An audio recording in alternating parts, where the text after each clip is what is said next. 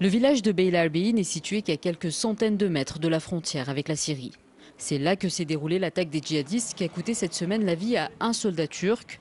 Mais malgré le danger, personne n'envisage de partir.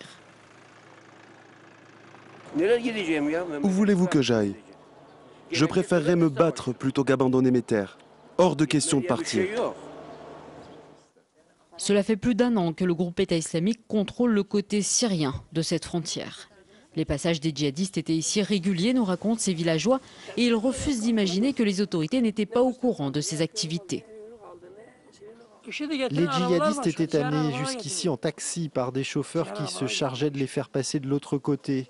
L'organisation de l'État islamique faisait même passer du matériel de combat.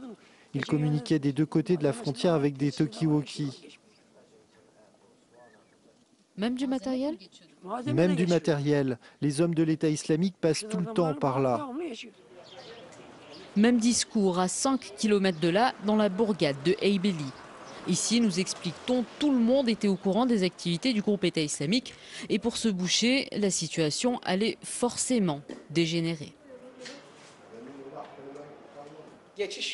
Il y avait ici, et il y a toujours d'ailleurs, des passages de militants de l'organisation de l'État islamique arrivant de Syrie, mais également de combattants rejoignant les rangs du groupe en passant par la Turquie. Cette histoire allait forcément mal se terminer. Aujourd'hui, Ankara est en train d'augmenter la sécurité dans la région dans le but de stopper toute circulation clandestine.